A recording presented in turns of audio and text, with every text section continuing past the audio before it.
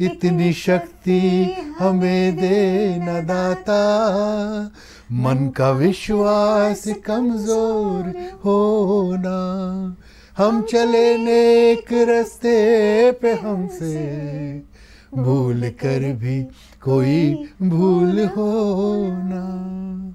जरा सी जिंदगी, के बालाचंद्र। यही के बालाचंद्र যিনি রজনীকান্তকে ইন্ট্রোডিউস করেছেন, কমল হাসানকে ইন্ট্রোডিউস করেছেন, প্রকাশ রাজকে ইন্ট্রোডিউস করেছেন, আরো অনেককে ইন্ট্রোডিউস করেছেন, আমাকে ইন্ট্রোডিউস করেছেন। গুলজার সাহেবের সঙ্গে কথা হয়? কি বলেন উনি?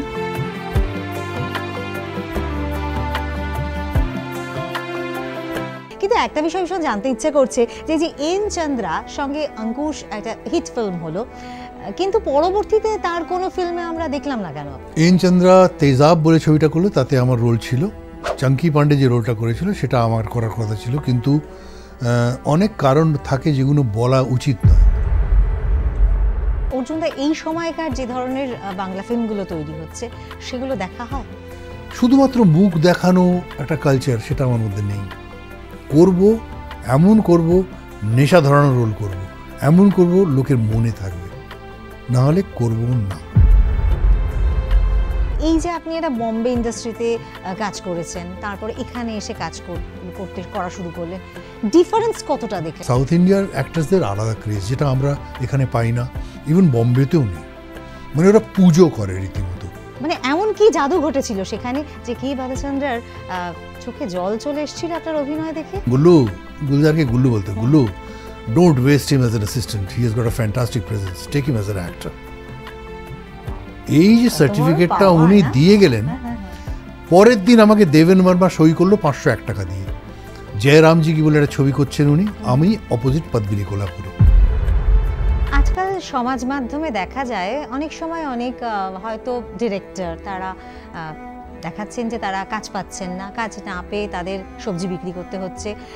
এমন অনেক অভিনেতা আছে যাদের মানে ঘটনাগুলো ভাইরাল, হয়তো মেবি আপনার চোখেও পড়েছে সেরকম, যে তারা হয়তো মুদি দোকান দিচ্ছেন, কাজ নেই, তারা এরম ভাবে। এটা কি আপনি কি মনে করেন, এটাকে কোন দৃষ্টিভঙ্গিতে দেখেন? আমাকে তো কেউ ডাক্তার বলেনি যে যেতেই হবে তোমাকে, প্রেসক্রাইব করেনি, আমি নিজের ইচ্ছে গেছি। সেখানে যদি আমি কাজ না পাই তাহলে আমি কাউকে দোষ দিতে পারবো না। সৌমিত্র চট্টোপাধ্যায় বলেছিলেন যে তার যদি বয়সটা কম হয় তাহলে এই রোলটা তিনিই করতেন, অন্তর্ধানে যে রোলটা আপনি করেছিলেন। এবং তার এটা কি আপনার কাছে মনে হয়েছিল? তার বদলে জানো তপনদা কি বলেছিল, যে তুমি অর্জুনের মতন করতে পারতে না। একটা কথা অর্জুনদা, মানুষ যখন এখানে কাজ করছেন, বাংলা ইন্ডাস্ট্রিতে কাজ করছেন, তারপরে অনেক দিন স্ট্রাগল করার পর তারা বম্বেতে গিয়ে কাজ করেন, এটা তো তাদের কাছে ড্রিম থাকে। কিন্তু আপনি তো ইউ আর ভেরি ফরচুনেট কি আপনি শুরুটাই করলেন এমন জায়গায়, মানে সবাই ধাপ ধাপ বেয়ে সিঁড়িতে ওপরে ওঠে, কিন্তু আপনি তো সেই ওপরেই শুরুটা করলেন। 2026 আমার। আপনার পরিচালনায় ফিল্ম টলি লাইটস বেশ সাড়া ফেলেছিল মানুষের মধ্যে, এবং সেখানে যে ক্যারেক্টার্সগুলো ছিল সেগুলোও কিন্তু মানুষের মনে দাগ কেটেছিল। এবং আপনার একটা ইন্টারভিউতে আমি দেখছিলাম, আপনি বলছেন যে ঋতুপর্ণা সেনগুপ্ত আপনাকে শ্রীলেখা মিত্রের রোলটার জন্য বলছিলেন যে তুমি মানে স্ক্রিপ্ট করেছো, তোমার ফিল্ম পরিচালনা করেছো, আমি কেন নেই? সব প্রশ্নের জবাব হয় না, আমার কোনো উত্তর নেই, এতে কোনো উত্তর নেই। এই সময়টাতে দাঁড়িয়ে যে সিচুয়েশন, সেখানে অনেকেই বলেন যে মানে পরিচালক প্রযোজকের কাছে গিয়ে একটু তাদের দরজায় ঘুরতে হয়, প্রচণ্ড মাত্রায় ঘুরতে হয়, অনেক কথা বলতে হয়, না হলে কাজ পাওয়া যায় না, একটু বিরূপ হলে কাজ হারাতে হয়। আপনি কি মনে করেন? আমি চুপ এই ব্যাপারে।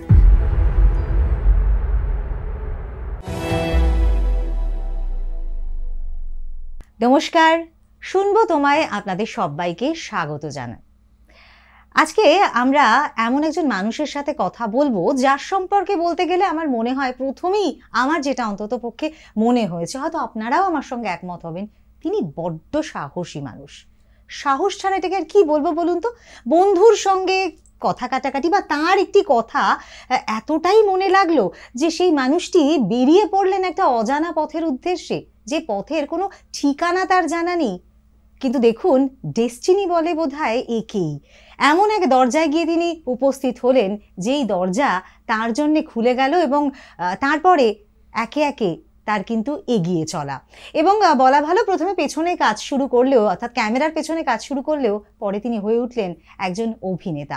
বিভিন্ন ধরনের চরিত্রে তার অভিনয় আমাদের সকলের মন জয় করেছে। আর সত্যি কথা বলতে কি, এখন তাকে সেভাবে আমরা দেখতে পাই না। এটা কিন্তু আমাদের একটা চাওয়া যে তাকে আমরা কবে আবার দেখতে পাবো। তবে সব কিছু পেছনে ভাবুন, এই মানুষটি কিন্তু মনে করেন যে এতে তার কৃতিত্ব খুব একটা নেই, ওপরওয়ালা অর্থাৎ ঈশ্বরের উপর তার অগাধ বিশ্বাস। ঈশ্বর নাকি তাকে এই পথে চালনা করছেন। তবে সেই ঈশ্বর কি জবাব দেবেন এখন কিন্তু আমরা তাকে সেভাবে দেখতে পাই না। সেই প্রশ্নের উত্তর কি তিনি খোঁজেন? সব কথার আমরা উত্তর খুঁজবো। অবশ্যই আজকে আমাদের সঙ্গে রয়েছেন বিশিষ্ট অভিনেতা অর্জুন চক্রবর্তী। অর্জুনদা, স্বাগত জানাই। এই যে একটা বন্ধুর সাথে কথা, এবং সেখানে তার কথা এমনভাবে মনে আঘাত যে এমন একটা রাস্তায়, এখন সেই সময়টার কথা ভাবলে মনে হয় না কিভাবে করলাম আমি। ধুধু গোছে মরুভূমি, বাবা ডাক্তার ছিলেন, জনসেবা করার জন্য চলে গেলেন একটা অখ্যাত গ্রামে, গ্রামটার নাম মার্সিসার। সেখানে উটের পিঠে, ঘোড়ার পিঠে, মাঝে মাঝে দুটো যখন পেতাম না, গাধার পিঠে চড়ে মানুষ হয়েছি।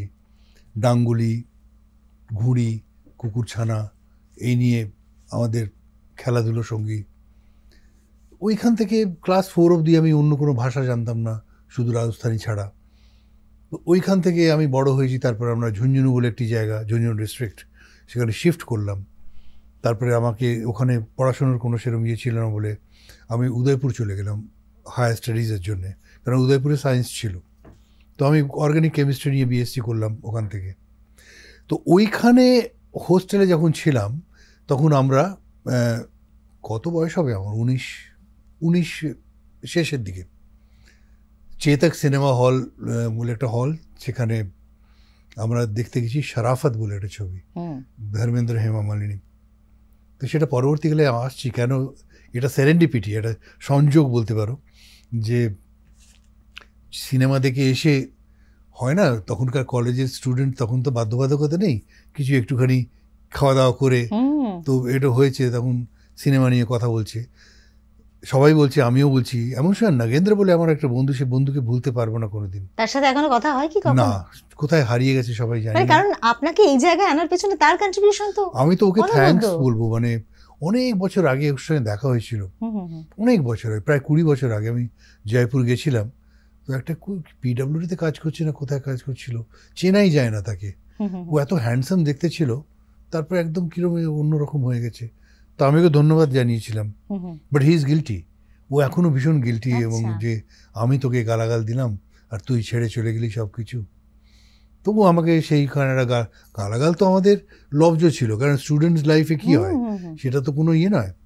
কিন্তু কেন জানি না ওই গালাগালটা আমার ভীষণ মনে লেগে গেল, এবং আমি পরের দিনই আমি ঠিক করলাম যে আমি বম্বে যাব। তো আমাকে প্রায় 350 স্টুডেন্টস আমাকে স্টেশনে ছাড়তে এসেছিল, এবং বেশ জনপ্রিয় ছিলেন ভীষণ। আমি তো সেক্রেটারি ছিলাম। আচ্ছা, আমি তো জেনারেল সেক্রেটারি। এতজন স্টুডেন্ট যখন, আমি সংগ্রাম বলে একটা পত্রিকা চালাতাম, তারপরে গানে 3 বছর ফার্স্ট হয়েছিলাম। আমার তখন কি কলেজে কোনো অভিনয় বা এসব কিছু করা হতো? হ্যাঁ, আচ্ছা, ফাংশন, যে অ্যানুয়াল ফাংশন হয় 6 মাসে একবার হতো, সেটা গান গাইতাম আমি। মানে অভিনয় সত্তাটা কোথাও একটা মনের মধ্যে ছিল, কিন্তু আমি কোনোদিন ভাবিনি যে আমি অভিনেতা হব। মানে আমি একদম করে পুরো ডাক টেক্সট টু দ্য ওয়াটার সেরকম অভিনয় গান ছিল, কিন্তু আমি কোনোদিন ভাবিনি। আমি গেছি বম্বেতে কিন্তু পরিচালক হওয়ার জন্য। আচ্ছা, এবং আমার মনে প্রাণে ইচ্ছে ছিল যে আমি পরিচালক হব, এবং গাড়িতে, ট্রেনেই আমি ঠিক করলাম যখন কার সঙ্গে দেখা করব, কী দেখা করব। আমার ছোটোবেলাটা একটা অদ্ভুত, একটা আনলাইক আদার চাইল্ডস বা আনলাইক আদার চিলড্রেন, একটা চাইল্ডহুডটা কিরকম একটা অন্যরকম। ওপরের বাঙ্কে একজন মাধুরী বলে একটা হিন্দি ম্যাগাজিন, এখন জানি না বেরোয় কিনা, সিনেমার পত্রিকা, তো সেটা আমি যখন ঘুমোচ্ছে তখন চেয়ে নিলাম। সেখানে একটা ইন্টারভিউ দেখলাম গুলজারের, মৌসম সাকসেসে গুলজার একটা বিশাল বড় ইন্টারভিউ দিয়েছেন। মাধুরীর একটা বিশেষত্ব ছিল যে ইন্টারভিউ দিচ্ছেন, যার কথা, তার ঠিকানা নিচে থাকতো। এটা একটা অদ্ভুত বিশেষত্ব। তো দেখলাম 91-এ কোজি হোম পালি হিল ব্যান্ডরা লেখা আছে। আমি বললাম, এই লোক, দিস দ্য ম্যান। মাত্র তো 10 মিনিট সময় দিয়েছিলেন উনি, বলেছিলেন 10 মিনিট সময় আমি তোমাকে তোমার জন্য বরাদ্দ করতে পারছি, কিন্তু কি এমন জাদু করলেন যে সেটা 2 ঘন্টা 2.5 ঘন্টা হয়ে গেল? সুবোধ ঘোষ এসে গেল, রবীন্দ্রনাথ এসে গেল, নজরুল এসে গেল, তারপরে উর্দু জানতাম বলে কুরতুলাইন হায়দার এসে গেলেন, সাদাত হাসান মান্টো এসে গেলেন, ইসমত চুগতাই এসে গেলেন, তো ফয়েজ আহমদ ফয়েজ এসে গেলেন। তো উনি না অবাক হয়ে, একটা বাঙালি ছেলে, ওনাকে সব থেকে বেশি অবাক করেছিল আমার হিন্দি, উর্দু প্লাস ইংলিশ, যে এই তিনটের মেলবন্ধন কি করে একটা বাঙালি ছেলে। তখন উনি আমাকে সুবোধ ঘোষের পরশুরামের কুঠার গল্পটা আমাকে দিয়ে বললেন যে এটাকে একটু তর্জমা করে দিতে পারবে, 3-4 দিন সময় নাও। আমি না কালকে দিয়ে দিচ্ছি। কালকে তুমি পারবে এটা? হ্যাঁ। তো উঠতে যাচ্ছি এমন সময় বলে তুমি আমার অ্যাকাউন্টেন্টের সঙ্গে কথা বলে নাও। অ্যাকাউন্টেন্টের কাছে গিয়েছি, দেখি তখনকার দিনে বড় বড় 100 টাকার নোট হতো, এখনকার মতো ছোট নয়। তো সে টাকা দিয়েই যাচ্ছে আমাকে। কোন সাল হবে সেটা? 1980। 11th August. সময় মানে 100 টাকা মানে অনেক। 11th August. তো আমার এখনো মনে আছে। তো আমি বললাম যে এত টাকা, তখন খুব খরচ। ওকে আমার দিকে তাকিয়ে বললো যে इससे पहले जो असिस्टेंट का जगह था ना, वो 6 महीने से खाली है, वो बॉस बोला तुमको सारा अमाउंट देने के लिए। सो ही न्यू कि আমার বোম্বেতে থাকার জায়গা, কোথায় থাকবো, কোথায় ইয়ে করবো। তো আমি অনেকগুলো টাকা পেলাম সেদিন, এবং আমার সেদিন রাত্রিরে ঘুম হয়নি। এবং যার বাড়িতে ছিলাম সেও সন্দেহ করছিল আমাকে যে কি কেন এসছে, কি এসছে। তখনকার দিনে আন্ডারওয়ার্ল্ডের খুব ইয়ে ছিল বম্বেতে, এই হাজি মাস্তান, করিম লালা, সামাদ খান, এরা সবাই মানে ভীষণভাবে ইয়ে ছিল, সোচ্চার, মানে অ্যাক্টিভ ছিল। তো ওরা ভাবলো একটা ছেলে এসছে এখানে। আমার কাকা ওর বন্ধু ছিল। তারপর যখন বললাম যে আমি গুলজারকে জয়েন করেছি অ্যাজ এন অ্যাসিস্ট্যান্ট, পুরো পাড়াকে মিষ্টি বিতরণ করছে। কারণ তখনকার দিনে সিনেমা লাইনে কেউ জয়েন করবে এটা ভাবতেই পারে না কেউ। এখন যেরকম জলভাত হয়ে গেছে। তো আমাদের খুব স্ট্রাগল করতে হতো। তো যাই হোক, সেখান থেকে আমার জীবন স্টার্ট হলো। এবং ফার্স্ট শুটিং আমার নমকিনের ওই গানটা আছে না, রাহ পে রহতে হ্যাঁ यादों पे बसर करते हैं खुश रहो अहले वतन हो हम तो सफर करते हैं। রেকর্ডিং পঞ্চম দার সঙ্গে সেদিন প্রথম আলাপ হলো। সেদিন কিশোর কুমারকে দেখলাম। এবং এটা উদয়পুরে থাকি, কিন্তু এরা কোনোদিন আমরা দেখতে পাবো এদের ভাবতেই পারি না। একটা কথা অর্জুনদা, মানুষ যখন এখানে কাজ করছেন, বাংলা ইন্ডাস্ট্রিতে কাজ করছেন, তারপরে অনেক দিন স্ট্রাগল করার পর তারা বোম্বেতে গিয়ে কাজ করেন, এটা তো তাদের কাছে ড্রিম থাকে। কিন্তু আপনি তো ইউ আর ভেরি ফরচুনেট কি আপনি শুরুটাই করলেন এমন জায়গায়, মানে সবাই ধাপ ধাপ বেয়ে সিঁড়িতে ওপরে ওঠে, কিন্তু আপনি তো সেই ওপরেই শুরুটা করলেন। এমন মানুষদেরকে পেলেন যাদের মানে স্বপ্নাতীত, আর সেই হিসেবে তো আপনি একদম নিউ কামার। ওই যে বলছি সেরেন্ডিপিটি, যোগাযোগ, একটা যোগাযোগ থাকে, জানো তো। মানে এই কথাটা শরাফত ছবি থেকে আরম্ভ হয়েছিল। যখন অসিত সেনের টেলিফিল্ম করছি, তখন অসিত দাকে আমি বলেছিলাম যে তোমার জন্য আমার আজকে ইন্ডাস্ট্রিতে আসা। কেন কেন কেন তখন আমি এই গল্পটা বলেছিলাম যে উনি তো শরাফত ডাইরেক্ট করেছিলেন, অসিত সেন। তো আমি বললাম যে এই ব্যাপার, বলে আচ্ছা এরম ব্যাপার, আচ্ছা আচ্ছা। ওইখান থেকে কি হলো, নমকিন শেষ হলো। এর পরবর্তী ছবি আঙ্গুর, ভ্রান্তি বিলাসের হিন্দি। এর আগে দৌদুনি চার হয়ে গেছে কিশোর কুমারকে নিয়ে। এগুলো পরিচালক হিসেবে, অ্যাসিস্ট্যান্ট পরিচালক হিসেবে ভ্রান্তি বিলাস হয়ে গেছে। আঙ্গুরেও আমি অ্যাসিস্ট্যান্ট। জনৈক শিল্পী আসেনি। বম্বের বৃষ্টি, যদি তুমি বম্বেতে থেকে থাকো তাহলে বুঝবে যে ওখানকার বৃষ্টির মতো পাগল বৃষ্টি হয় না। মানে বৃষ্টি হচ্ছে তো হচ্ছে 5 দিন 6 দিন 10 দিন। তো সেই শিল্পীটা আসতে পারিনি। আমরা এসএল স্টুডিওতে শুটিং করছিলাম। আর পরের দিন সঞ্জীব কুমার চলে যাবেন দিল্লি। উনি ওই ছবিটা সিলসিলার শুটিংয়ের জন্যে উনি চলে যাবেন। তো আমাকে গুলজার অনেকক্ষণ ধরে তাকিয়ে বললো যে এবার आओ।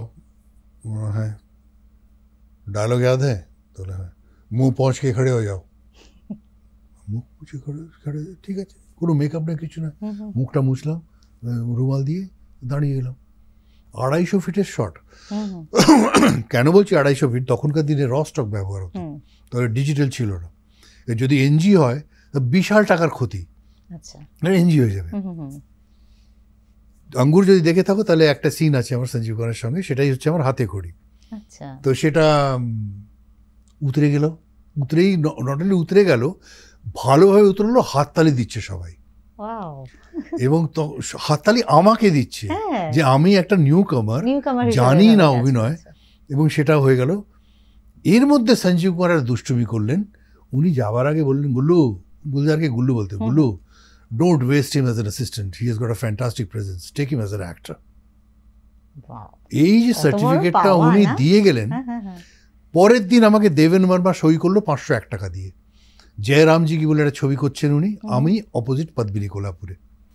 কিন্তু ছবিটা আনফর্চুনেটলি হলো না, কারণ ছটপটি ফ্লপ হয়ে গেল।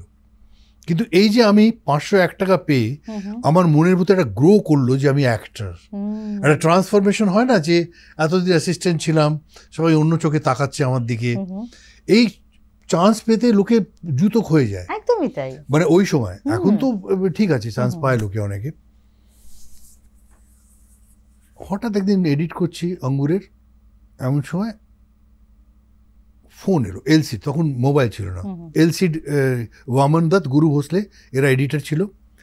তো वामन जी এসে আমাকে বলছে, अर्जुन तेरा फोन आया, तेरा बॉस बुला रहा है ऊपर। তো ওপরেই পালিয়ে ওনার বাড়ি ছিল। তাহলে আবার জুন মাস, আবার এখান থেকে হেঁটে হেঁটে কি যে কেন যে ডাকে, কি ব্যাপার, ফোনেও তো বলতে পারতো। এই গাছ করতে করতে যাচ্ছি, গিয়ে হাঁপাতে হাঁপাতে গেছি, গিয়ে পৌঁছলাম, দেখি 3টে লুঙ্গিধারী বসে আছে এরকম তেলক কেটে। তার মধ্যে একজন বলে, yes yes, we need this character only. আমি বললাম যে কি হলোটা কি, হঠাৎ তুমি? আমি গুলজার ভাই কানে কানে বললাম, তখন বেশ দহরমহরম হয়ে গেছে ভাইয়ের সঙ্গে। ভাই বলি আমি, ভাই, I don't want to work as an assistant with them. আমার তো অ্যাসিস্ট্যান্টই ঘুরছে না মাথায়। বলে, idiot, they want to take you as an actor. I am writing dialogues, I had referred your name, that's why they have taken you. Zara Si Zindagi, K Balachandra. যেই K Balachandra, যিনি রজনীকান্তকে introduce করেছেন, কমল হাসানকে ইন্ট্রোডিউস করেছেন, প্রকাশ রাজকে ইন্ট্রোডিউস করেছেন, আরও অনেককে ইন্ট্রোডিউস করেছেন, আমাকে ইন্ট্রোডিউস করে। রাইট। এবং সেই কথা বলতে গেলে অবশ্যই বলতে হয় যে মানে এমন কি জাদু ঘটেছিল সেখানে যে কে বালাচন্দ্রার চোখে জল চলে এসেছিল আপনার অভিনয় দেখে। শেষ হলো শুটিং, তখন উনি তো খুব বকাঝকাও করতেন, স্নেহ করতেন, অসীম অগাধ স্নেহ ছিল ওনার চোখে।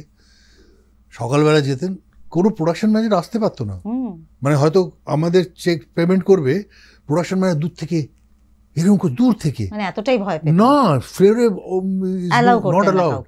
কমল হাসান দাঁড়িয়ে আছে, রজনীকান্ত দাঁড়িয়ে আছে, আমরা বসে আছি, আমি তো যাই না। তো আমি কমলকে বললাম, set, no, I can't set with him. এইরকম, মানে দুপুরবেলা চলে যাচ্ছেন, চান করে আবার নতুন ড্রেস, ওই প্যান্ট শার্ট একদম ফ্রেশ, আবার বিকেলে চলে যাচ্ছেন, আবার ফ্রেশ, এরকম 3টে ড্রেস পাল্টাতেন। বসে আছেন একদিন, আমি ফ্লাইটের হয়ে গেছে, টিকিট এসে গেছে, আমি গুছিয়ে নিয়েছি। আমি বললাম যে, স্যার, আমরা sir ball, sir, I am going, I am living, if I have done anything wrong, please pardon me, I am a new কামার, you got such an experience, man, you're such a fantastic director, I really loved working with you. কিছু বলছেন না, অন্যদিকে তাকিয়ে আছেন। আর sir, আমি ভয় পেয়েছি, কি হলো, আমাকে কোনো হলো, ভীষণ সম্মান করতে, মানে ওখানে সম্মান, মানে একটা ঘটনা বলবো তোমাকে। বেগ ফুরে তাকালে টপ টপ করে চোখ দিয়ে জল পড়ছে। Listen, in my unit you are tallest, youngest and the best, go. কত বড় পাওয়া না সত্যি। বম্বে ল্যান্ড করলাম, ল্যান্ড করে যখন অফিসে গেলাম, অফিসে আমাকে দারোয়ান বলে যে, आपको बुलाया, हेमा जी का बंगलों के सामने शूटिंग हो रहा है, आपको जल्दी जाने को बोला है। রে, জলদি জানে, আবার সেই অ্যাসিস্ট্যান্ট, কোনো কন্টিনিউটি ভুল হয়নি তো? মানে আমি তো সবই লিখে গেছিলাম, কোনো কন্টিনিউটি করে কিছু হলো, আমাকে হঠাৎ এরকম করে ডাকছে। গেলাম, গিয়ে দেখি লিবাসের শুটিং হচ্ছে, লিবাস বলে একটা ছবির শুটিং হচ্ছে, শাবান আজমি, নসির ভাই আমাকে দেখে বলে, যাও আন্দর যাও, যাও, হোগা তোমারা अच्छे से। ভয় পাইয়ে দিলেন। কি হলো হঠাৎ, আর আমি সিরিয়াসলি নিচ্ছি। শাবানা जी बोले, जाइए अंदर जाइए, देखिए क्या हो रहा है, आपके बगैर क्या हुआ है देखो। আমি গুলজার ভাইয়ের কাছে ভয় ভয়ে গেলাম, ভাই, I have come, I have landed just now. वो फारूक का जो रोल है ना, फारूक, तुम कर रहे हो, मेकअप करो, मुंह पहुंचने की जरूरत नहीं है, जाओ মেকআপ করে खड़े हो जाओ এই লিবাসে আমি আর প্যারালাল রোল পেলাম along with Naseeruddin Shah, Shabana Azmi, Utpal Dutt and Raj Babbar. এই আমার যাত্রা শুরু, হ্যাঁ একদম যাত্রা শুরু সকলে। হ্যাঁ, এই আরম্ভ হলো। আচ্ছা অর্জুন, একটা বিষয় জানতে চাইবো, অভিনয় তো সোকল্ড শিক্ষা ছিল না আপনার একেবারে, এটা স্বতঃস্ফূর্ত, যেটা উনি বালাচন্দ্রের ফোন করে গুলজারকে বলেছিলেন, আমি তখন ফ্লাইটে, উনি বলেছিলেন যে হি ইজ ফ্যান্টাস্টিক, মানে অনেকে ভেবে অ্যাক্টিং করে, ওর সব থেকে বড় কোনো ব্যাগেজেস নেই, ওর ভেতরে কোনো ব্যাগেজেস নেই। So inhibition, মানে এই নাসিরুদ্দিন শাহ আপনি বলছেন, Shabana Azmi, they are all fantastic actor and actress। মানে কমল হাসানের তখন মানে এক দুজেকে নিয়ে রিলিজ করেছে, he is a super duper star. Plus আমরা মুনরাম পিরাই বলে একটা ছবি, যেটা সদমা বলে পরবর্তীকালে হলো হিন্দিতে, তো আমরা দেখতে যাব, তো প্রোডাকশন বলেছে টিকিট নেই মিলেগা, কোই জায়গা নেই, কোই করছে নেই জি। তো আমি কমলকে বললাম, তো কমল বললো যে আমি লিখে দিচ্ছি, লিখে দিল। এক্সট্রা 2টো চেয়ার আমার আর করণ রাজদানের জন্য, 2টো চেয়ার এরকম করে দিতে হলো, কেন কমল বলেছে। এইরকম ক্রেজ ওখানে, আর ওখানে সাউথ ইন্ডিয়ার অ্যাক্টার্সদের আলাদা ক্রেজ, যেটা আমরা এখানে পাই না, ইভেন বম্বেতেও নেই। মানে ওরা পুজো করে রীতিমতো।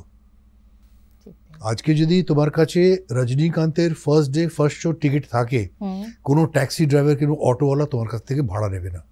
ক্যান ইউ ইমাজিন কতটা রেসপেক্ট দেওয়া। তুমি খালি দেখাবে যে রজনী থালেবা স্যার কা টিকিট, নো কিরায়া জি, no fare, go let's go. এইরকম সত্যি সম্মান দিলে সম্মানটা তো পাওয়া। আই ডোন্ট নো, মানে ওখানে প্যাশন কাজ করে, যেটা আমাদের মধ্যে আমি অভাব অনুভব করি। হয়তো আমরা বেশি বুদ্ধিমান, হয়তো আমরা বেশি কম ইমোশনাল, হয়তো আমাদের, তবে হ্যাঁ উত্তম কুমারের ব্যাপারে আলাদা। Uttam Kumar was great. উত্তম কুমারের মতন হয় না কেউ।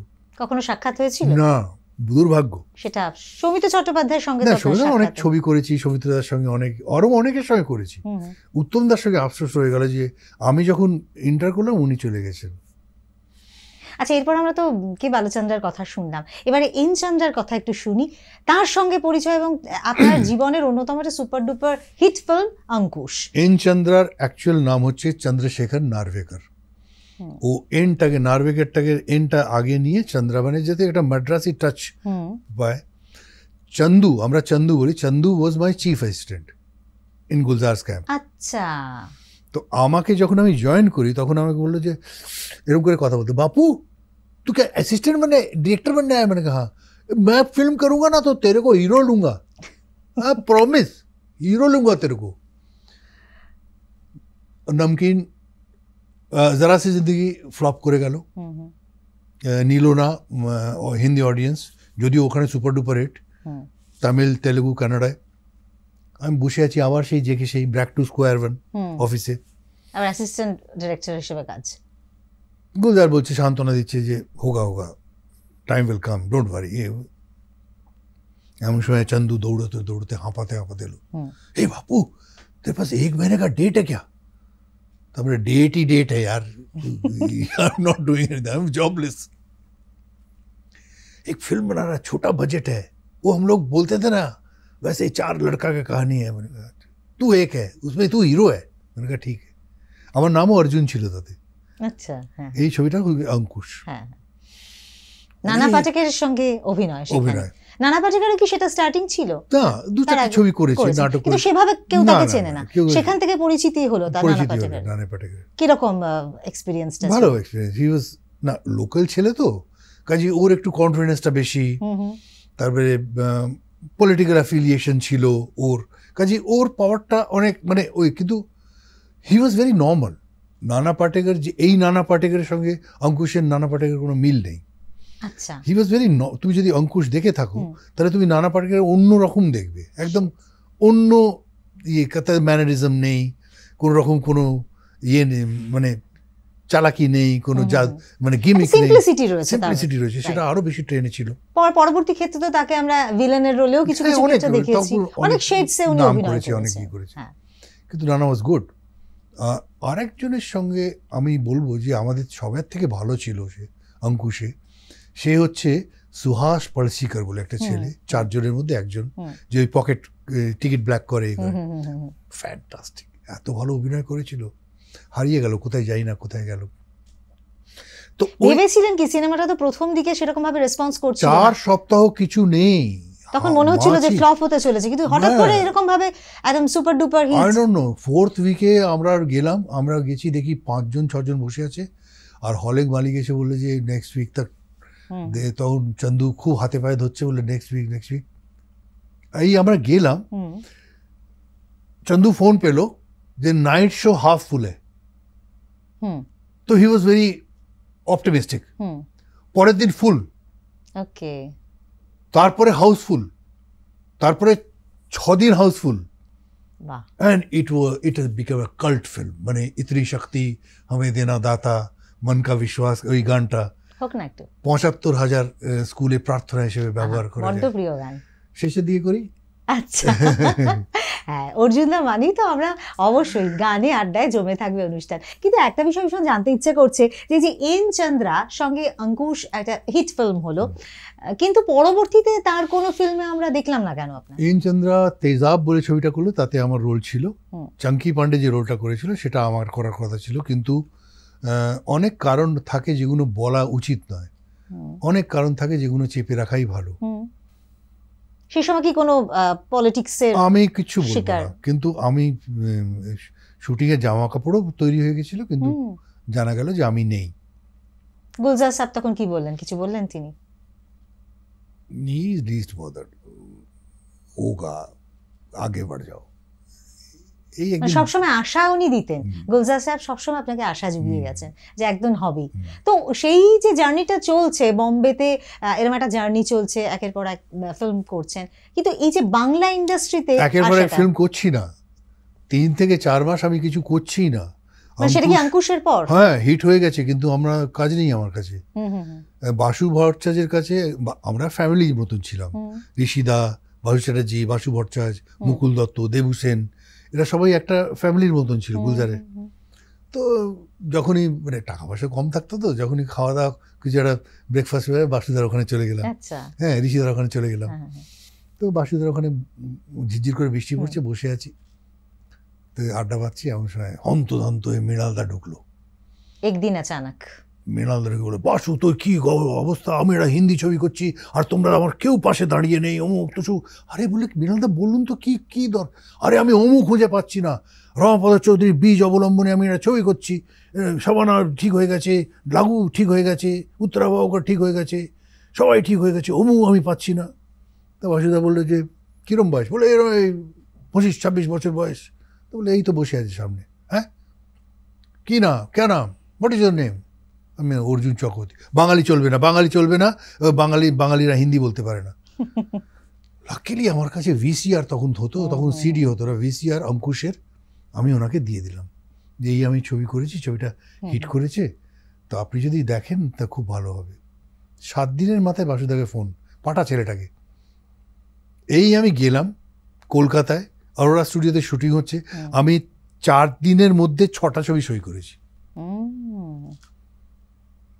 তাতে সলিল দত্ত, হ্যাঁ, সলিল দত্ত, অভিজিৎ সেন, বীরেশ চ্যাটার্জি, অমুক তুসুক, সব একাধারে 6টা ছবি সই করলাম। কিরকম রেসপন্স ছিল একদিন আচানকে? ভীষণ ভালো, ভীষণ ভালো। মানে এমন দিকপাল মানুষদের আপনি সান্নিধ্য পেয়েছেন। মৃণালদা আমাকে বলতো, সবাইকে বলতো, এই যে শুনুন, এই প্রডিউসার এসছে আরেকজন, এই রাজেশ খান্নাকে ইনস্টল করে এনেছি আমি, এই বম্বে থেকে রাজেশ খান্না এসছে। খুব মজা করতেন। বম্বে থেকে রাজেশ খান্না আমাকে বলছে, এই রাজেশ খান্না এসছে, প্রডিউসার দেখা করতে এসছে এর সঙ্গে। আমার ছবির কি হবে আমি জানি না। সত্যি তাই। এবং একদিন আচানক হলো। আপনার যদি চরিত্রগুলো একটা ধরি আমরা, মানে এক একটা শেডসের ক্যারেক্টার, যেরকম আমরা কড়ি দিয়ে কিনলাম, সেই মানুষটার সঙ্গে কতটা মিল আছে আপনার? একদম মিল নেই। মায়ের কথা, মা আমাকে খালি অবাক চোখে তাকিয়ে থাকতো, তুই এটা করেছিস? আমি তো কারোর কথা শুনিনি কোনোদিন, তুই করেছিস এটা। মানে মা কি আলটিমেটলি খুশি হয়েছিলেন? খুশি কোনোদিন মাকে দেখিনি, মানে মা বলতে এটা কি করে, আবার অন্তর্ধান থেকে 3 দিন কথা বলেনি। সেটা তো অবশ্যই শুনবো, মানে সেখানের যে চরিত্র। আচ্ছা অর্জুন দা, এই যে যেরকম একদিন আচানাকে রিজেক্টেড হয়ে যাচ্ছিলেন বাঙালি বলে, এই যে আপনি একটা জায়গায় রাজস্থানে আপনার জন্ম, বেড়ে ওঠা, এবং এই যে হিন্দিটাকে এত সুন্দরভাবে আয়ত্ত করে নিলেন সেটা, এবং গুলজার সাহেবের সঙ্গে কাজ করেছেন, মানে উর্দুটাও আপনার ভীষণভাবে আপনি এটা বলতে পারেন যে আমার একটা স্পেশাল দিক আছে। এটা আমি গর্ব নয়, দম্ভ নয়, অহংকার আছে আমার। মানে আমার স্ত্রীও বলে যে এখনো রাজস্থানী আমি যেরকম করে বলি যে রাজস্থানীরা বলতে পারে না, ওনাকে তো ভুলে যায়। আমি তো অনেক বছরও রাজস্থান ছেড়ে দিয়েছি, মাঝে মধ্যে যাই, বন্ধু বান্ধব আছে এখনো, তো মাঝে মধ্যে গেলাম হয়তো 2-1 বছর পরে, 3 বছর পরে। আমার হিন্দিটা প্রথম আমি হরিবংশ রায় বচ্চনের আত্মজীবনী পড়ে আমি হিন্দি শিখলাম। এটা অনেকে জানে না। क्या भूलूं क्या याद करूं আর নীড় কা নির্মাণ ফির, এই দুটো আত্মজীবনীমূলক উপন্যাস আছে ওনার। ওইটা আমি কলেজে থাকাকালীন পড়ে পড়ে আমি আমার হিন্দির প্রতি একটা মানে ভীষণভাবে অ্যাট্রাকশন জাগলো। তারপরে তো মহাদেবী বর্মা, জয়শঙ্কর প্রসাদ, তার Munshi Premchand, Phanindranath Renu. I was a voracious reader. আমি খুব মানে লেখাপড়া ছাড়া আর অন্য সব কিছু পড়তাম। বাংলা তো তখন বলতে পারতেন না? না, বাংলা বলতে পারতাম ভীষণভাবে, বাড়িতে কথাবার্তা। ওটা আরেকটা ঘটনা আছে। একজন আমার আত্মীয় এসছে আমার বাড়িতে, তখন আমার 10 বছর 12 বছর বয়স। তা আমি ওর সঙ্গে আদো করে, এবং ওরা খুব ক্ষুণ্ণ হলেন আমার ভাষা শুনে, এবং বাবাকে বললেন যে কিভাবে মানুষ করছিস ছেলেটাকে। এইটা মার তো এমনিতেও ছিল, বাবার প্রতি একটা রোষ ছিল যে কোথায় এনে ফেলেছে আমাদের নিজের আদর্শের জন্যে। মা বললো যে আমার ছেলে যদি মানুষ না হয় তোমাকে মরেও শান্তি পাবে না তুমি, আমি তোমাকে ছাড়বো না। এটা মানে, তো বাবা তো কিছু করতে পারছে না, মানে অসহায় আমাকে ডেকে বললেন যে শোন, কাল থেকে যদি কোনো বাঙালির সঙ্গে তুই বাংলায় কথা না বলিস না, তুই সেদিন খেতে পাবি না। এবং অনেক দিন গেছে আমি অভুক্ত ছিলাম, সত্যি খেতে দেওয়া হয়নি আমাকে। এটা মা তো খুব কাঁদতো। মা আমার দাদুকে, মানে নিজের বাবাকে ফোন, তখন ফোনও খুব মুশকিল, মানে ট্রাঙ্ক কল, জয়পুরে যাচ্ছে, জয়পুর থেকে দিল্লি থেকে কলকাতা। তো নিজের বাবাকে ফোন করে খুব হাউ করে কেঁদেছে, বলে আমার ছেলেটা মানুষ হবে না বাবা, আমি বাংলা এরকম কিছু জানে না, কিছু নয়। তখন দাদু আমার, যেহেতু পশু পাখি ভীষণ ভালোবাসি, আমাকে 13টা খণ্ড বাংলায় টার্জেন পাঠিয়ে দিল। আচ্ছা, এই টার্জেন হচ্ছে আমার বাংলা শিক্ষাগুরু। হ্যাঁ সত্যি, সেই যে পড়তে আরম্ভ করলাম টার্জেন, নোরা, সেই দিক বিদিক শূন্য হয়ে সে সিংহের পেছনে দৌড়চ্ছে, আর সে মানে ঘোড়ার পিঠে চড়ে, কখনো এর পিঠে চড়ে, এই করতে করতে করতে করতে আমি বাংলা শিখে গেলাম। তারপরে চলে এলো শরৎচন্দ্র, তারপরে বঙ্কিমচন্দ্র, তারপরেই চলে এলো এমনকি কমল কুমার মজুমদার। বঙ্কিমচন্দ্রের ভাষা তো বেশ কঠিন। কৃষ্ণ চরিত্র পড়ে ফেললাম বঙ্কিমচন্দ্রের।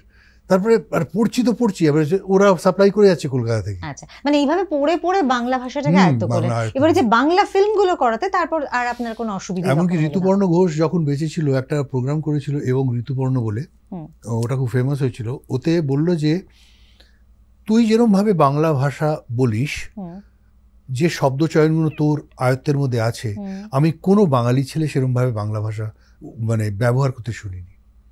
তোর বাংলাটা একদম আলাদা, একদম স্বচ্ছ, মেদহীন বাংলা বলিস তুই। এটা ওর কাছ থেকে, আর ওর মতন একটা ইন্টেলিজেন্ট লোক, বাংলায় এত ভালো ছিল, পারদর্শী ছিল, ওর কাছ থেকে পাওয়াটা বিরাট বড় পাওনা। তো আমার কিন্তু রাজস্থানীতে বলে কোনো অসুবিধা হয় না। মানে आज भी बोल लूँ राजस्थानी, मैंने कोई खोट को नहीं, कोई आर्ट को नहीं, एकदम फ्लुएंट राजस्थानी बोल लूँ। মানে এই যে বিভিন্ন ভাষার ওপর আপনার দখল, সেটা আপনার অভিনয়ের ক্ষেত্রে কিন্তু অনেকটাই আপনাকে হেল্পফুল হলো। আমরা অন্তর্ধানের কথা শুনছিলাম, সেই যে অন্তর্ধানে যে আপনাকে আপনার চরিত্রটাকে নিয়ে সবাই কিন্তু মানে যে অর্জুন চক্রবর্তীকে সকলে চেনে, তাকে ওইভাবে দেখে কিন্তু অনেকেই মানুষে তাদের একটা বিতৃষ্ণা তৈরি হয়েছিল, একটা রাগ জন্মেছিল। এবং যেটা আপনি বললেন যে আপনার মা আপনার সাথে 3 দিন কথা বলেননি, মানে এরকম একটা, এটা কি, এটা তো আপনার কাছে পাওয়া একটা করে দিয়েছিলাম। হিট করেছে, খুব ঝরঝর করে বৃষ্টি পড়ছে, বারান্দায় দাঁড়িয়েছি, গায়ে জ্বর। আমরা তো পূর্ণাশ্রমে থাকি, 3তলা বারান্দায় বসে আছি শাল জড়িয়ে। এমন সময় ফোন এলো, তখন মোবাইল ছিল না আমার, ল্যান্ডলাইনে ফোন এলো। তো আমি ফোনটা তুললাম, আমি কাছে ছিলাম, তার সুন্দর সিল্কি পুরুষালী গলা, সুন্দর সিল্কি পুরুষালী গলা। হ্যালো, আমি কি অর্জুন চক্রবর্তীর সঙ্গে কথা বলতে পারি? গলাটা শুনে মনে হলো যে এলেবেলে লোক হতে পারে না, তাই বললাম যে হ্যাঁ আমি অর্জুন চক্রবর্তী বলছি।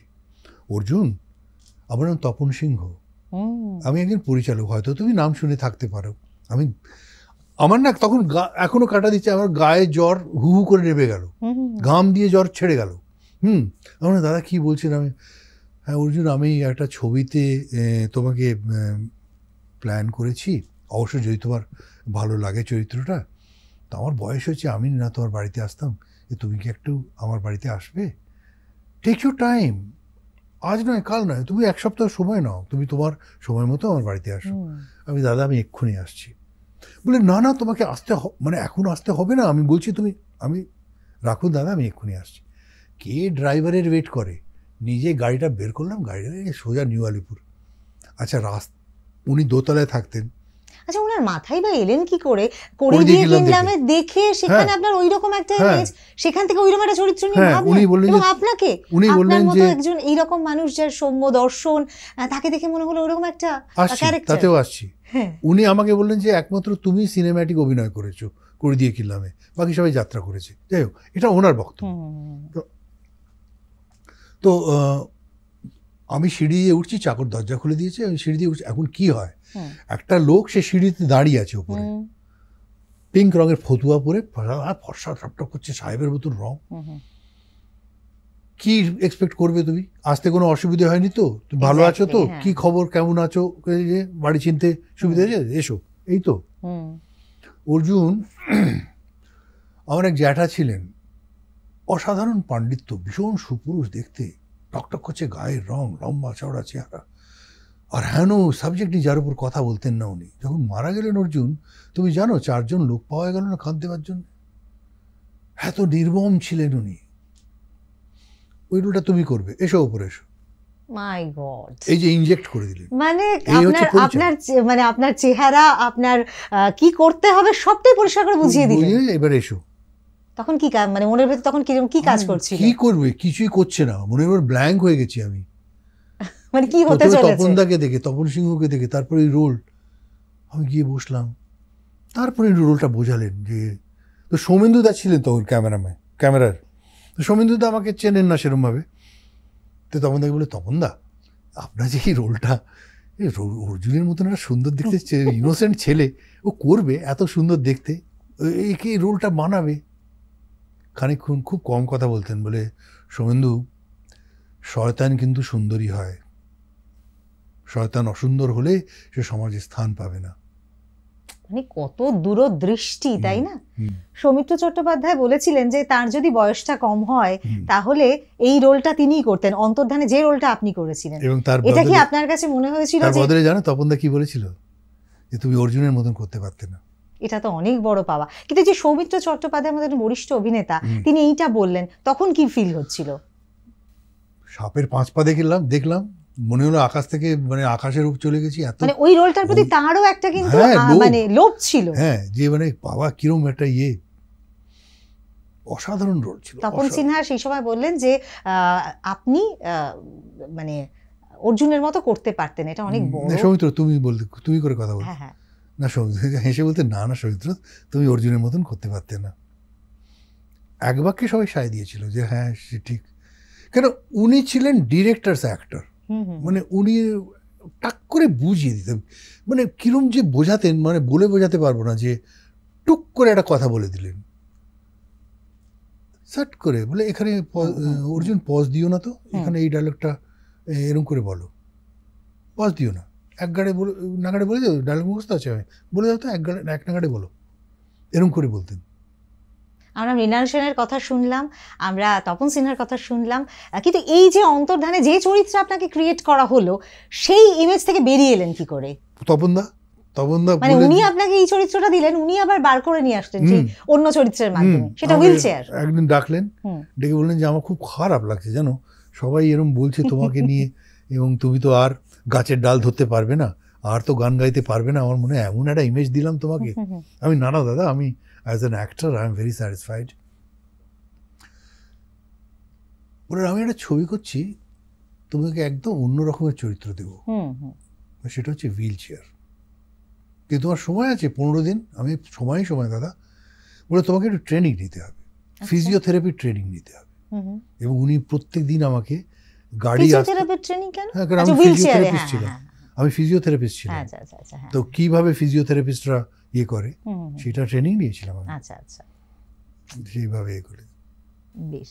আচ্ছা, এই যে আপনি এটা বম্বে ইন্ডাস্ট্রিতে কাজ করেছেন, তারপরে এখানে এসে কাজ করা শুরু করলেন, ডিফারেন্স কতটা দেখলেন বম্বে ইন্ডাস্ট্রি? একটা তো ফার্স্ট অফ অল আপনি বললেন যে মানে রেসপেক্ট দেওয়ার ব্যাপারটা রয়েছে, এখানে কতটা ডিফারেন্স দেখলেন? এরা, আমার মনে হয় যে এখানকার লোকেরা ভীষণ ইমোশনাল, বম্বে ভীষণ প্রফেশনাল।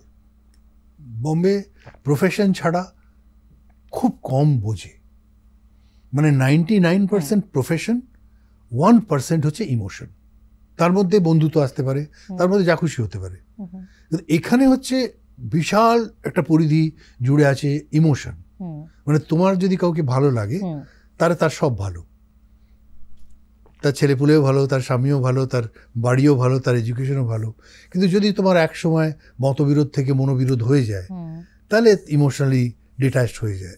এই জিনিসটা আমার মনে হলো যে এখানে ইন্ডাস্ট্রিতে ইমোশনটা খুব বেশি কাজ করে। সেটা একদিক থেকে খুব ভালো, আবার একদিক থেকে একটু ভালো নয়, এটাই আমার মনে হয়েছে। আচ্ছা অর্জুনদা, এই সময়কার যে ধরনের বাংলা ফিল্মগুলো তৈরি হচ্ছে সেগুলো দেখা হয়? ভীষণভাবে দেখা হয়, কারণ টিভিতে এসে যায় এবং আমি দেখি। এবং এখন তো ওটিটি প্ল্যাটফর্মে অনেক কিছু আমরা মুঠোফোনেই দেখতে পাই অনেক কিছু, তবে বড় পর্দায় দেখার মজাটা তো আলাদা। বড় পর্দার মজা আলাদা, কিন্তু বড় পর্দার মতন ছবি হবে বলে তো বড় পর্দার মজা। আপনার কি মনে হয় যে এই সময় যে ছবিগুলো তৈরি হচ্ছে সেগুলো খুব বেশি সেরকম মানে মানুষের মনে দাগ কাটার মতো নয়? পরিচালকেরা একটু মানে অসহায়, আমার কেন মনে হয় পরিচালকেরা অসহায়। ভীষণ ট্যালেন্টেড পরিচালক আছে, নতুন নতুন পরিচালকেরা উঠছে। আমার যেমন শিবপ্রসাদ মুখার্জি, কৌশিক গাঙ্গুলি, সৃজিত, আরও অনেকে আছে যাদের এই মুহূর্তে নাম মনে পড়ছে না। তো তারা অনেক ভালো ভালো মানে সাবজেক্ট নিয়ে কাজ করবে আগামী দিনে। কিন্তু কোথাও যেন ওদের ভীষণ অসহায় মনে হয়। ওদের মনে হয় যে কোনো একটা গণ্ডি তাদের মানে বাধ্য করে রেখেছে যে এই সাবজেক্ট করবে না, যেটা বম্বেতে নেই। বম্বেতে আর্টিকেল 15ও হয়, অনেক কিছু, অনেক সাবজেক্ট হয়, কিন্তু এখানে সেই সাবজেক্ট। আর আমার স্থির বিশ্বাস যে এরা ভীষণ ট্যালেন্টেড। এদের যদি একটুখানি ছাড় দেওয়া হয়, এদের যদি একটুখানি অভয় দেওয়া হয়, তাহলে আরও অনেক ভালো ভালো জিনিস এরা করতে পারে। এই যে যাদের নাম করলেন, সৃজিত মুখোপাধ্যায়, তার সঙ্গে শিবপ্রসাদ দা রয়েছেন, এবং এদের যে কাজ, সেই কৌশিক গাঙ্গুলি রয়েছেন, তাদের কাছ থেকে কোনো রকম অফার কাজের সেরকম আপনার কাছে কখনো আসেনি? কেন বলবো এটা সম্পূর্ণই আপনার ব্যক্তিগত ব্যাপার। তবে শুনবো তোমায়, আমরা এমন অনেক কথা জানতে চাই, খোলামেলা জানতে চাই, যেটা হয়তো আপনার মনে যদি আক্ষেপও থেকে থাকে সেটাও আমরা। না, কোনো আক্ষেপ নেই। 26 আমার, 2026 আমার। আচ্ছা, মানে 26 আমরা কিছু দেখতে চলেছি এরকম কিছু? একদম। আমরা দেখতে চাই, অবশ্যই দেখতে চাই, কারণ আপনার মতো একজন মানুষ এমন ভার্সেটাইল অভিনয় করেছেন। তুমি যে কথাটা বললে যে সেরকমভাবে দেখতে পাওয়া যায় না, না, এটাই উল্টে নাও, সেরকমভাবে আমি দেখা দিতে চাই না। আজকে যদি এখানে আমের খান হতো, তাকে কিন্তু এই প্রশ্নটা কেউ করতো না যে আপনি 6 বছর কিছু করছেন না কেন, সেভাবে আপনাকে দেখতে পাই না কেন। না, ওই জিনিসটা আমার মধ্যে, মানে আমি চাই না যে যেরকম রোল আমার কাছে আসে আমার পছন্দ নয়। কারণ আমি যে রোলগুলো করে এসেছি সেখান থেকে বেরিয়ে এসে কিছু একটা যেটা আমার পছন্দ নয়, যেটা আমার দর্শক আমাকে বলবে এটা কি করলেন, শুধুমাত্র মুখ দেখানো একটা কালচার, সেটা আমার মধ্যে নেই। করব, এমন করব, নেশা ধরানো রোল করব, এমন করব লোকের মনে থাকবে, না হলে করব না। তো এই যে পাল্টে দেওয়া এরপর থেকে, যে ওনাকে সেভাবে দেখতে পাই না নয়, উনি সেভাবে নিজেকে দেখা দেন না। তার মানে এই যে আপনি একটা আভাস দিয়ে রাখলেন যে 2026-এ কিন্তু আমরা অভিনেতা অর্জুন চক্রবর্তীকে দেখতে 2026 আমার একদম, এইটা একদম লক করে দেওয়া যায়। আমরা পরিচালক হিসেবে আপনাকে দেখেছি, কিন্তু একটি মাত্র ফিল্মে। আরো কেন, সেটাও কি আবার উল্টে সেটাও সব প্রশ্নের জবাব হয় না, সব আমার প্রশ্নের কোনো জবাব হয় উত্তর না। নেই, এতে কোনো উত্তর নেই। আমি চাই পরিচালনা করতে, কিন্তু সব প্রশ্নের জবাব হয় না। মানে আজকাল সবাই সব প্রশ্নের জবাব দেওয়ার জন্য প্রস্তুত থাকে, আমি চুপ এই ব্যাপারে। আপনার পরিচালনায় ফিল্ম টলি লাইটস বেশ সাড়া ফেলেছিল মানুষের মধ্যে, এবং সেখানে যে ক্যারেক্টার্স গুলো ছিল সেগুলোও কিন্তু মানুষের মনে দাগ কেটেছিল। এবং আপনার একটা ইন্টারভিউতে আমি দেখছিলাম, আপনি বলছেন যে ঋতুপর্ণা সেনগুপ্ত আপনাকে শ্রীলেখা মিত্রের রোলটার জন্য বলছিলেন যে তুমি মানে স্ক্রিপ্ট করেছো, তোমার ফিল্ম পরিচালনা করেছো, আমি কেন নেই।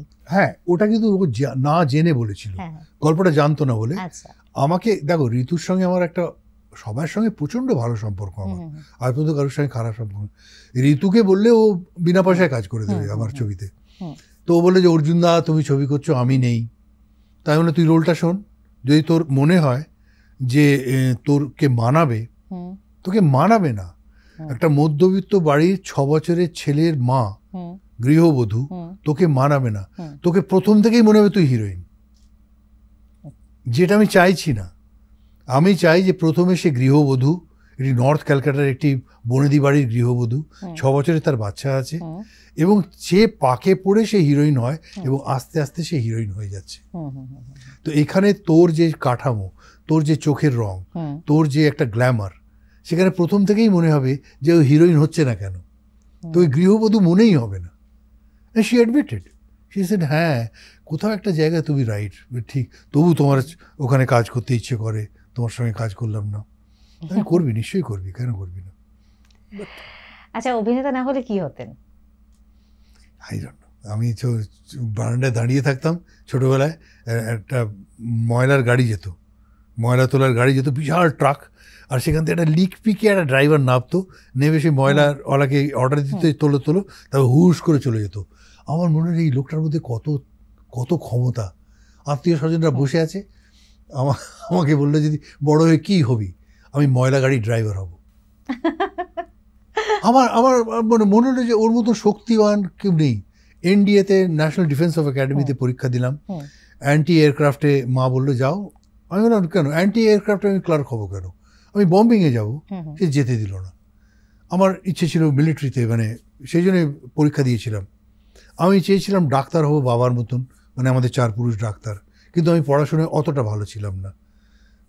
আমি অন্য সব ব্যাপারে খুব, মানে মেধা ছিল কিন্তু কাজে লাগাতাম না, সে সবাই বলে থাকে। পরীক্ষা ঠিক 15 দিন আগে পড়াশোনা করতাম এবং পাশ করে যেতাম। সেই ডেস্টিনি তো আপনাকে ডাকছে, হ্যাঁ, ডেস্টিনি আপনাকে ঠিক জায়গায়। ঈশ্বরে বিশ্বাস তো ভীষণ করেন। একটা পাওয়ার আছে, মানে এটা না হলে এই যে আমাদের মানে কত কোটি তন্তু আমাদের ইয়েতে, ফাইবার্স মাথায়, হার্ট চলছে, একটা মিনিট নেই, একটা সেকেন্ড নেই যে গাড়ি বন্ধ হয়ে যাবে, একটা সেকেন্ড নেই। 70 বছর, 80 বছর, 90 বছর অবধি এই গাড়িটা চলছে। কে চালাচ্ছে, কে চালাচ্ছে? ঠিক চলছে। চন্দ্র, সূর্য, গ্রহ, তারা সব নিজের নিয়ম মাফিক চলে যাচ্ছে। কিছু তো একটা আছে। একদম, ঈশ্বরে বিশ্বাস রয়েছে। এই যে মানে আপনি অভিনয় করলেন, প্রথমে পরিচালনা করলেন, তারপর অভিনয়, মানে বোম্বে থেকে এখানে এসে কাজ শুরু করা, এখানে এসে ফিল্ম পরিচালনা করা, এবং তার সঙ্গে সঙ্গে আপনার আলাদা সত্তাগুলোও তো রয়েছে। আমি 3টে ডায়লগ লিখেছি লিবাসে, 3টে সিনের। আচ্ছা, হ্যাঁ, একটা ইন্টেলেকচুয়াল বাঙালির ইয়ে ছিল, তো আমাকে গুলজার ভাই বললেন যে তুই লিখবি, তাই আমি লিখে দিচ্ছি। তো সে ইন্টেলেকচুয়াল, তুমি দেখলেই বলবে অনু কাপুর করেছে ওই রোলটা। যে একটা লোকের খুব মাথা ধরেছে, সে হঠাৎ মাথা ধরার গড়ি না পেয়ে চাঁদকে গিলে ফেললো, এরকম করে কথা বলে। চাঁদ গিলে ফেললো, অন্ধকার, সব জায়গায় অন্ধকার, সবাই বলছে তুই চাঁদকে গিললি কেন, তুই চাঁদ গিলে ফেললি কেন, বলে আমার মাথা যন্ত্রণা করছিল। মানে এই ধরনের সুরিয়ালিস্টিক আমি লিখেছি ডায়লগ। রজনী বলে একটা সিরিয়াল হতো, আচ্ছা, বাসু চ্যাটার্জির, প্রিয়া তেন্ডুলকর তাতে ছিল। আমি 6টা এপিসোড লিখেছি, আমি 6টা এপিসোড লিখেছি। আমি মৃণালদার একদিন আচানকে ডায়লগ কারেক্ট করে দিয়েছি, কেন ডায়লগগুলো খুবই বাজে ছিল। মৃণালদা তো আর বাংলা জানেন না, উনি তর্জমা করেছি। আমি ওনার ট্রান্সলেট করবেন না মৃণালদা, ট্রান্সক্রাইব করুন। তো আমি ডায়লগ লিখে দিয়েছিলাম। শাবানা এন্ডোর্স করেছিল, বলে হ্যাঁ হ্যাঁ इससे लिखाइए ना। ये तो बहुत अच्छा लिखता है। শবানা অলরেডি আমার সঙ্গে লিবাসে কাজ করেছে, সে আর একদিন আচানক পেয়েছে আমাকে। এখনো যোগাযোগ আছে এদের সঙ্গে? হ্যাঁ, কথা হয়। মৌসুমী গুলজার সাহেবের সঙ্গে কথা হয়? কি বলেন উনি? খুব ভালো, খুব ভালো। আমার ছবির প্রিমিয়ারে এসেছিলেন উনি। আচ্ছা, টলি লাইটসে। বলেন না যে এখানে চলে এসো, এখানে এসে কাজ করো? না, ওই ফিলসফিতে উনি নেই। উনি কোনোদিন আসলে খুবই ভালো, না হলেও খুব ভালো, তুই যেখানে ভালো আছিস ভালো আছিস। আচ্ছা অর্জুন দা, এখানে এখন এই মুহূর্তে যারা যারা অভিনয় করছেন, যে সমস্ত অভিনেতা অভিনেত্রীরা, প্রচুর এরকম রয়েছে কমার্শিয়াল ফিল্ম, একটু অন্য ধরনের ফিল্মও তৈরি হচ্ছে, প্রচুর অ্যাক্টার্স রয়েছে, কেউ কেউ খুব ভালো কাজ করছেন। কার কাজ খুব ভাল লাগে? আমি একদম প্রথম সারিতেও যারা রয়েছেন সেখান থেকে শুরু করে যারা কাজ করছেন এই মুহূর্তে, কার অভিনয় খুব মন ছুঁয়ে যায়? পরানদার অভিনয় খুব ভালো লাগে, খরাজের অভিনয় খুব ভালো লাগে, তারপরে অনির্বাণ ভট্টাচার্য, ওর অভিনয় খুব ভালো লাগে, তারপরে আরও অনেকে আছে, শান্তির অভিনয় খুব ভালো লাগে, তারপরে নামগুলো ঠিক মনে পড়ছে না, কিন্তু অনেক ভালো ভালো অভিনেতা এসছে, মানে অনেক, প্রচুর। কিন্তু এদের ভালো করে কাজে লাগানো দরকার, তার জন্য চিত্রনাট্য দরকার। সেই চিত্রনাট্যটা যদি হয় তাহলে এরা আরও ফ্লারিশ করবে। আপনি কি এদের জন্য মনে হয় কখনো ভালো চিত্রনাট্য করবেন? হ্যাঁ হ্যাঁ, ডেফিনেটলি, ওরাই তো থাকবে। এর আরো অনেকে আছে যেগুলো, ধরুন আপনার যদি একটা ভালো চিত্রনাট্য, ভালো প্রডিউসার আপনি পেলেন, তো এই যে যারা রয়েছে যাদের নাম আপনি বললেন, বা ধরুন আরো যারা রয়েছেন, দেব রয়েছেন, জিৎ রয়েছেন, আরো অনেক অভিনেতারা রয়েছেন, মানে কাকে কাজ করার কথা মাথায় আসবে? গল্প আমার কাছে 5-6টা গল্প আছে। বুম্বাদা রয়েছেন, বুম্বাদাকে ভুলে গেলে কি করে চলবে? না একদম নয়, তো আমার সতীর্থ, মানে আমরা এক সময়কার, মানে একই সময় আমরা। ওনার সাথে কথা হয়? কি বলেন উনি? আমার সঙ্গে তো মানে মেসেজে তো ডেইলি কথা হয়। আচ্ছা, তো মানে ফিল্মে করার বিষয়ে কি বলেন? Always ready, always ready. এরা প্রত্যেকে রেডি, মানে আমি একবার বললে হয়। কেন আমার ইমেজটা এতই, মানে আমি নিজেকে এমন একটা জায়গায় রেখেছি যেখানে কন্ট্রোভার্সির কোনো চান্সই নেই। কারণ আমার অভিনয়ের অর্জুন এক, ক্যামেরার সামনে এক, ক্যামেরার পেছনে একদম আমি অর্জুন চক্রবর্তী। আমি একজন ল অ্যাবাইডিং সিটিজেন, একজন পিতা, দায়িত্ববান পিতা, একজন দায়িত্ববান স্বামী, কারুর ছেলে, কারুর মানে আমি সর্বাঙ্গে একটা পরিপূর্ণ অর্জুন। সেখানে আমি কখনো দস্যু, কখনো ভিলেন, কখনো প্রফেসর, বিভক্ত নই। তো সেখানে আমি আমার মতন, I act the way I am.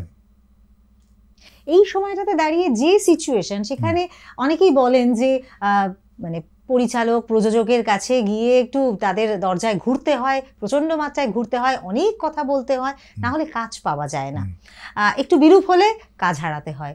আপনি কি মনে করেন? এটা জেনারেলাইজ করো না, এটাও হয়। আবার এমনও আছে যে প্রযোজক একেবারেই স্ক্রিপ্ট দেখে বলে যায় হ্যাঁ করো, কাজ করো।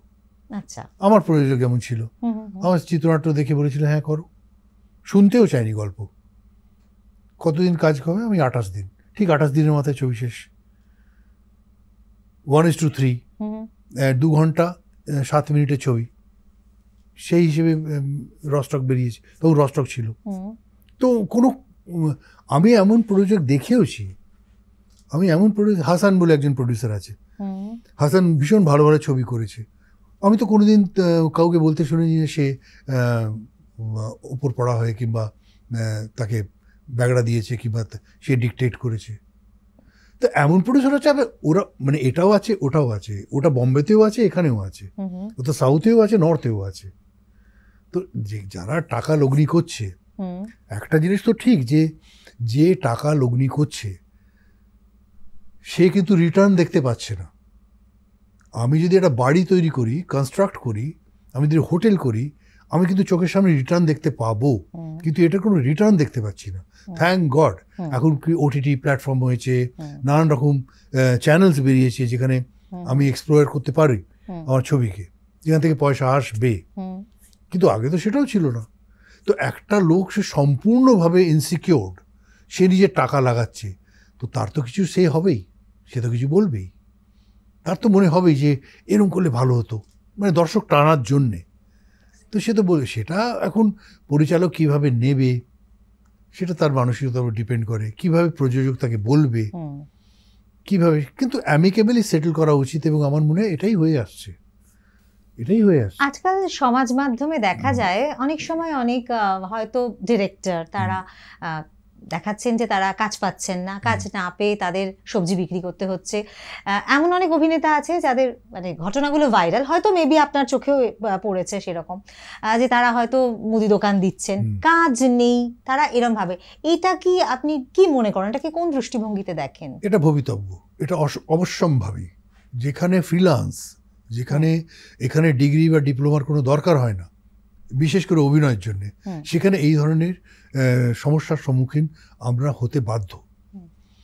আমাকে তো কেউ ডাক্তার বলেনি যে যেতেই হবে তোমাকে, প্রেসক্রাইব করেনি, আমি নিজের ইচ্ছে গেছি।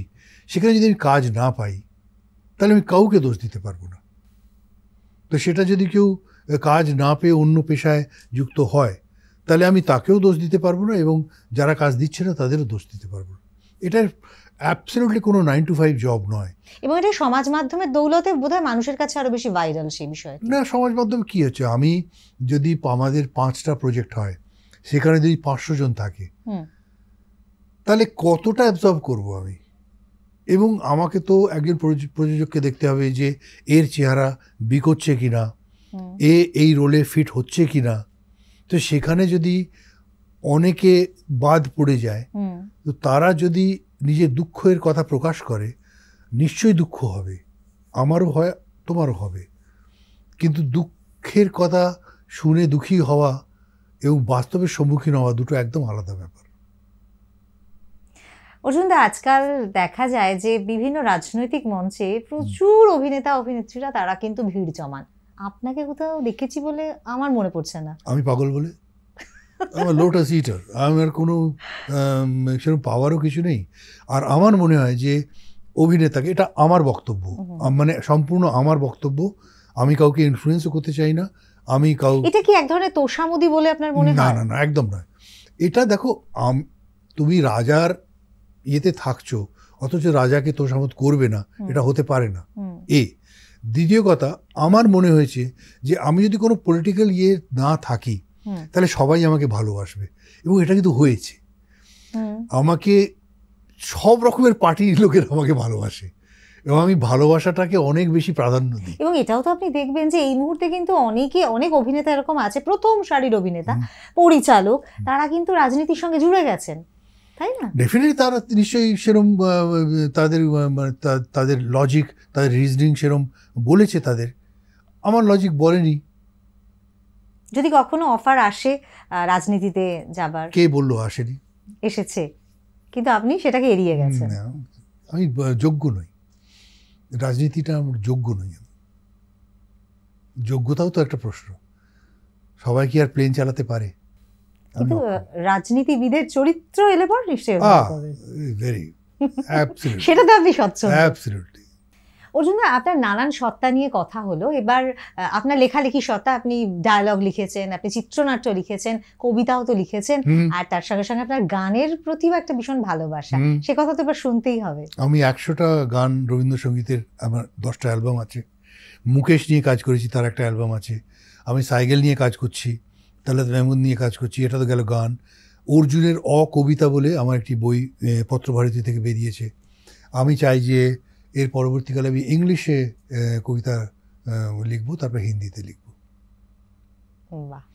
এবং একটা উপন্যাস মন চাই বলে লিখেছি, পাবলিশ হয়ে গেছে।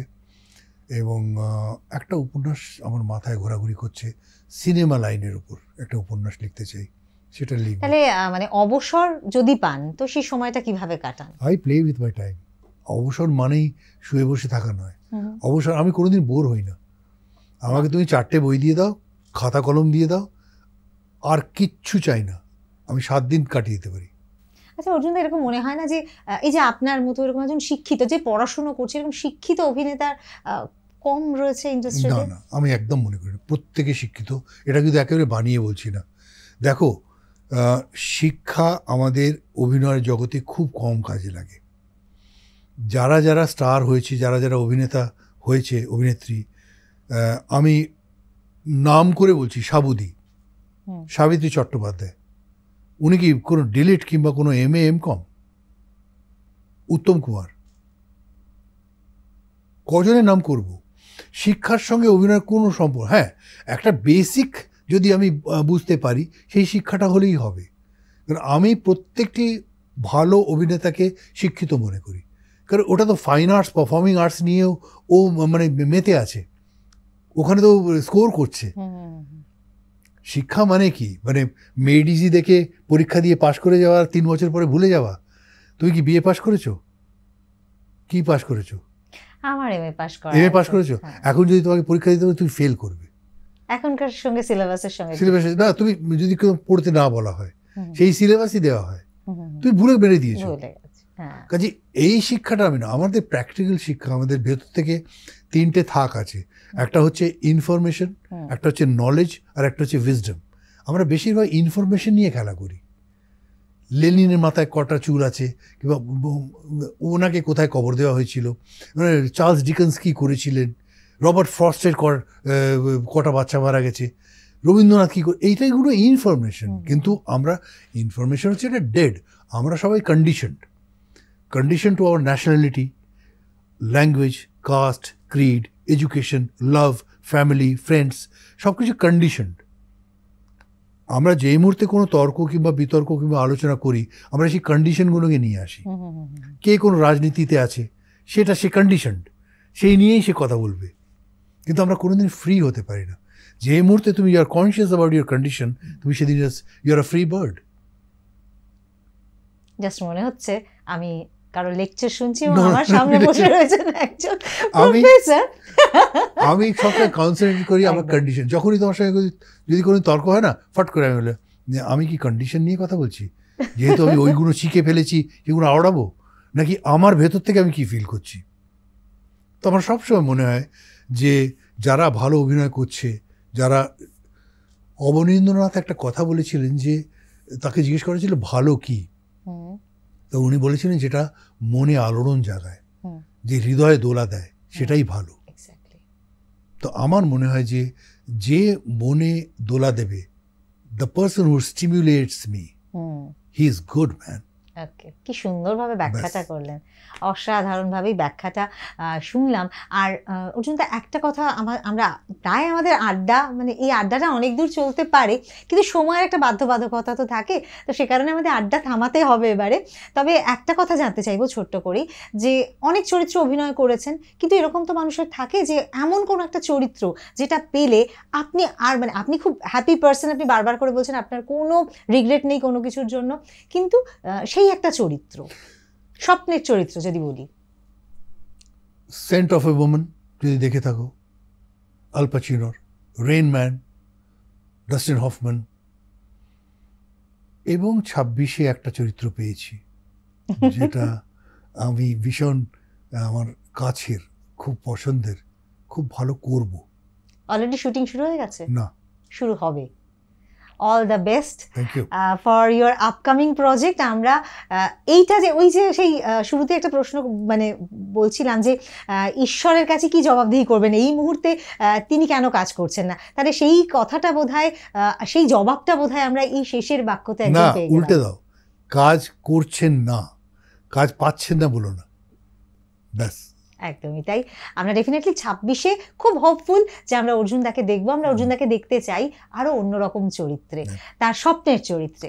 আর অর্জুনদা, গান তো একটুখানি হবেই, কারণ গান আপনি অনেকগুলো রবীন্দ্রসঙ্গীত গিয়েছেন, রবীন্দ্রসঙ্গীত নিয়ে আলাদা করে চর্চা করেছেন, এবং সেই গান দিয়ে আমি চাইবো যে আমাদের আজকের অনুষ্ঠানটা শেষ হোক। এবং আমার একটা ব্যক্তিগত রিকোয়েস্ট রয়েছে, যেটা অনুষ্ঠানের আগেও কথা হচ্ছিল, যে অঙ্কুশের সেই গানটি, যে গানটি আমাদের সকলের ভালো লাগার স্কুলের প্রার্থনা সঙ্গীত হিসেবে যে গানটি গাওয়া হয়। दूर अज्ञान के हो अंधेरे, तू हमें ज्ञान की रोशनी दे, हर बुराई से बचते रहे हम, जितनी भी दे भली जिंदगी दे, बैर होना किसी का किसी से, भावना मन में बदले की होना, हम चले नेक रास्ते पे हमसे भूल कर भी कोई कबूल हो ना, इतनी शक्ति हमें देना दाता, मन का विश्वास कमजोर होना, हम चले नेक रास्ते पे हमसे भूल कर भी कोई भूल हो ना। ভালো থাকবেন অর্জুন দা।